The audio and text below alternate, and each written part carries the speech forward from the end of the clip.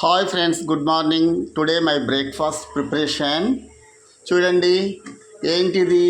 ఇడ్లీ పాత్ర. ఇడ్లీ పాత్రలో water boiling అవుతున్నాయి. ఇప్పుడు చూడండి, ఫస్ట్ ఈ విధంగా పెట్టేసుకున్నాను పిండి వేసి.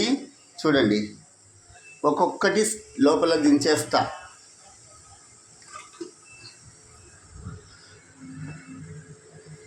ఇది సెకండ్ వన్, ఇది థర్డ్ వన్. చూడండి ఫ్రెండ్స్, ఇలా పెట్టాను. ఒక 10 నిమిషాల తర్వాత దీన్ని తీస్తాను. ఆవిరికి ఉడికిపోతాయి ఇడ్లీలు.